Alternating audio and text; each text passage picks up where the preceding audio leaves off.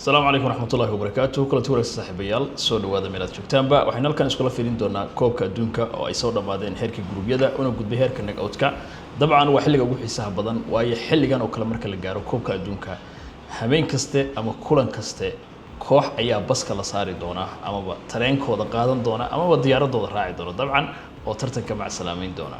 halka kooxda kale ee guuleysatayna ay u sii dhawaanayso fursad ay koobka ugu guuleysan karto waxaan isla fiirin doonaa sheekooyin xiiso badan oo ka soo baxay heerka gurubyada oo la soo gabagabeeyay iyadoo isla caawana ee wareega xiga ee 32 la bilaabi doono 32 wadan ee soo baxay fursadaha ay haystaan wadooyinka ay finalka u kala mari doonaan ayaynu muuqaalkan isla fiirin doonaa waxa kale oo iyaduna xiiso leh Afrika sanadkan kubadda cagta wax fiican ayay ka sameynaysaa koobka adduunka 10 xul oo kamid ah dalalka Afrika tartanka ka qayb galaya 9 kamid ah ayaa u soo baxday heerka knock-out-ka iyaduna waa sheeko cajiib ah oo isla fiirin doono marka waxa kale oo iyaduna xiiso leh oo aynu muuqaalkan isla fiirin doonaa maalin dhaweyd waxaan idin la wadaagay muuqaal saadaaliyaal caan ah oo koobka adduunka saadaaliyay waxa kamid ahaa ninkii yiri xisaab baan ku soo saaraya xulku guuleysanaya koobka oo 4 xul u soo saaray inay gaari doonaan sama finalka sheekadiisi xilli horeba fashil ay u muuqataa dabcan iyadana waan isla fiirin doonaa balse marka ugu horeysa waa inaynu ku bilownaa qaramada soo baxay iyo sida isugu aadeen horta marka ugu horeysa waa inaynu ku bilownaa Jarmalku waa ay soo baxeen waxayna ku aadayaan wareegga 32 xulka qaranka Paraguay Faransiisku waxay wajahayaan Sweden xulka South Africa waxay wajahayaan Canada xulka Netherlands waxay wajahayaan Morocco Africa Portugiisku waxay wajihi doonaan xulka Croatia Spain waxay wajihi doontaa Austria Mareykanka iyo Bosnia ayaa wada ciyaari doona Belgiumka iyo Senegal Brazil iyo Japan Ivory Coast iyo Norway Mexico iyo Ecuador Ingiriiska iyo Jamhuuriyadda Dimuqraadiga ee Congo Argentina iyo Cape Verde Australia iyo Egypt iyo Switzerland iyo Algeria iyo Colombia iyo Ghana sidaas ay noqon doonaan kulamadu dabcan sida hadda sawirka idin muuqda aad ka adkaysaana laba dhinac ayay ka kala iman doonaan qaramadu oo finalka oo kala iman doonaan dhinac waxa ku jira qaramadii waaweynaa ee reer Yurub ayaa u badan oo ay kamid yihiin Faransiiska Isbaanishka Portugiiska Jarmalka dabcan dhinac kalena qaramadii Laatiinka ayaa u badan oo ay ugu weyn yihiin Brazil iyo Argentina dabcan Ingiriiskuna dhinacaas ayuu ku jira oo qolaba wada ayuu soo mari doontaa finalka halka marka sheekada ku jirta waxa weeye Portugiiska iyo Argentina ama Messi iyo Ronaldo isma arki karaan ilaa iyo laga gaaro finalka koobka dunida si lamida Faransiiska iyo Argentina mar kale final oo kaliya ay ku kulmi karaan laakiin taa bedelkeeda qaramada waaweyn ee reer Yurub waa isku jabi doonaan sida lamidana labada qaran ee ugu waaweyn Latin America waa Brazil iyo Argentina iyaguna sama final ay ku kulmi karaan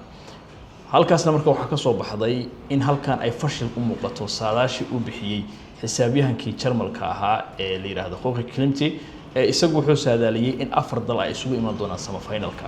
waxa uu yiri waxa iman doona Netherlands Portugiiska Isbaanishka iyo sidoo kale Faransiiska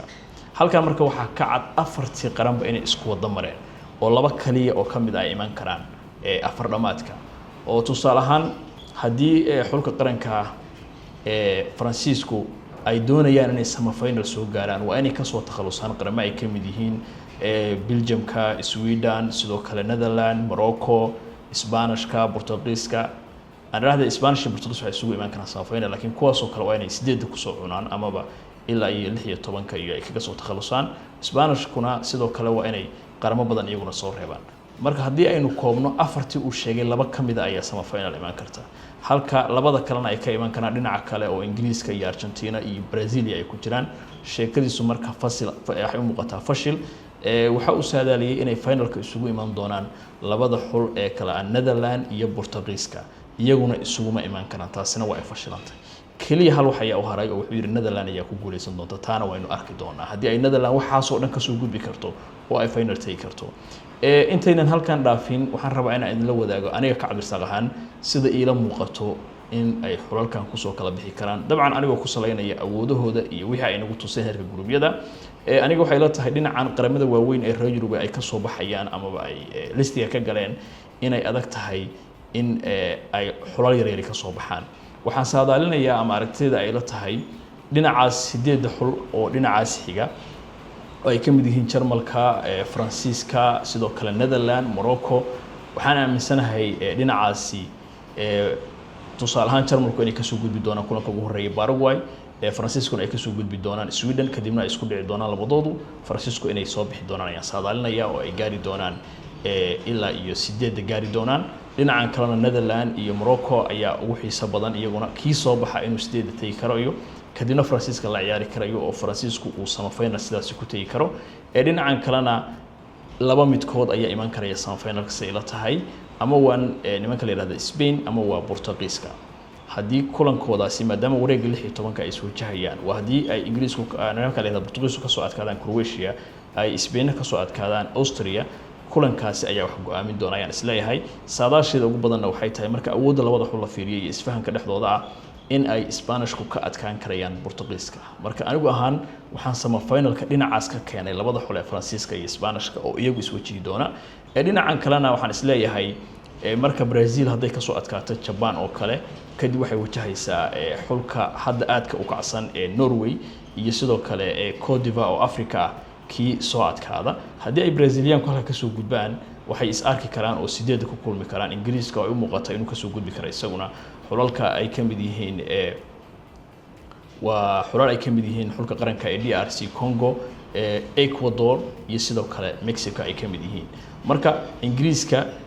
iyo ay is arkaan xulka la yiraahdo Brazil waxaan isleeyahay Ingiriiska ayaa soo bixi doona oo sidoo darteed Ingiriiska ayaa dhinaca geynaya semifinal waxaan kaloo semifinal geynaya Argentina aan isleeyahay way ka soo takhalusi kartaa xulalka lagu aadiyay Cape Verde iyo sidoo kale kadibna ay la ciyaari doonto Masar iyo Australia kii soo baxa kadibna ay la sii ciyaari doonto xulka ka soo gudba dhinacan afartan ay ka mid yihiin Switzerland iyo Algeria iyo Colombia iyo sidoo kale Ghana Argentina dhinaca ka soo gudbi karto oo semifinalku uu noqon doono Argentina iyo Ingiriiska iyo sidoo kale Faransiiska iyo Spain saadaashaas ayaan qabaa dabcan cidii finalka tagi doontana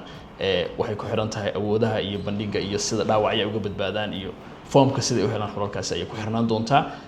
halka waxa aan isleeyahay suuragal ay noqon kartaa waxa weeye saadaashi EA Sports ay bixisay oo iyagu ku koobay Isbaanishku inay ku guuleysan doonaan koobka adduunka sanadkan 2026 waxyaalaha kale oo xiisaha leh oo aynu muuqaalkeenan ay tahay inaynu ku xusno waxa kamid ah xulalka qaramada Afrika sanadkan koobka adduunka wacdara ay ka dhigayaan 10 xul ayaa ka qayb gashay heerkii 48 wadan ee group stage-ka kaliya xulka qaranka Tunisia ayaa haray waxa soo baxday 9 xul oo kale oo u soo gudbay heerka knock-out-ka ee koobka adduunka Afrika wax weyn ay u tahay kubadda cagtana waa la isla bartay sida muuqata tartankan xidigaha inta group stage lagu jiray aadka u wacdaray waxa lambarka koowaad kaga jira Lionel Andres Messi oo isagu haatan daada 40 sano ku sii dhawaanaya kulan kaste oo uu ciyaaray gool ayuu dhaliyay gool dhalintan isaga ayaa ku hogaaminaya 6 gool waxa kale oo iyaduna ay tahay Portugiiska hadii taageerayaasha ee xulka qaranka Portugiisku ay leeyihiin Cabdisaqo waynu ka iman karnaa dhinacaas oo waynu gaari karnaa semifinalka ilaa iyo finalka waxaan qabaa anigu waxa shaki weyn idin gelinaya kulamada aad ciyaarteen kaliya kulankii Uzbekistan ayay xulka qaranka Portugiisku si fiican u ciyaareen kulanka hadda ugu dambeeyay Colombia hadii ay guuleysan lahaayeen dhinacan Laatinka ayay gali lahaayeen oo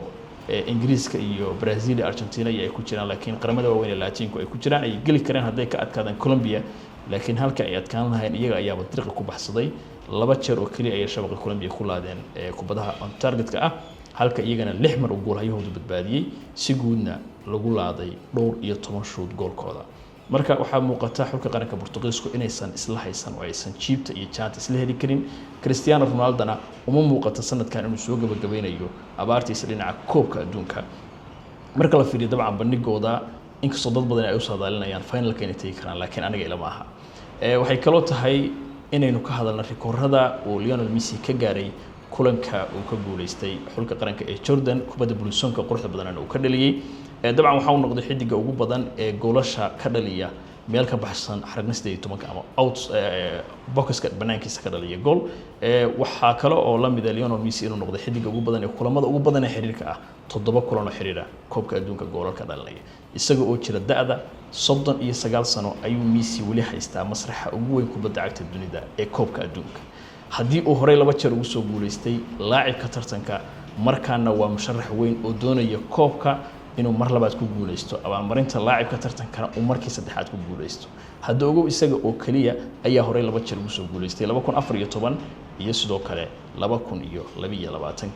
dabcan intaasaan kusoo gabagabeynayaa waxaan rajaynayaa koobka adduunka hadda ayuu bilowday sida dadka oo dhan ay qabaan meeshii uu ka bilaaban jiray hadda la jooga waa 32 sidoo kalena in la iska ciyaaro oo qaramo yaryar oo aan xamaasad weyn lahayn ay iska ciyaaraan dad badan xiiso uma lahayn koobku laakiin maanta wax xiiso ku leeyahay qaran hebel ayaa tigidhkiisa goostay oo koobka ka haray iyo qaran hebel ayaa koobka ku sii dhawaanay ay noqon doontaa ma jiri doonto ciyaar dambe oo barbara ku dhamaata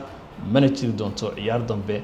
oo iyada oo aan la kala adkaan dhamaan doonta ma jiri doonaan laba guuleystay ama laba xul oo inay kulankaasi si siman ku kala baxaan ay danta ugu jiri doonto waa khasab inuu mid guuleystaa marka waxay inoo bilaaban doonaa waqtiga xiisaha badan muuqaaladana waan soo badin doonaa insha Allah saaxiibadada ka mid noqon asxaabteena waxaan ka codsanayaa inaad ka mid noqoto asxaabteena oo aad subscribe saarto YouTube-keena iyo sidoo kale baraheena bulshada waayo muuqaaladeenu aad ay u baahan oo dad badan u gaaraan laakiin dadka ina soo raacay subscribe garaya way kooban yihiin si ay dhiirigelintaasi nagu noqoto nagu soo biir aduguna aad baan idin salaamaya assalaamu calaykum waraxmatullaah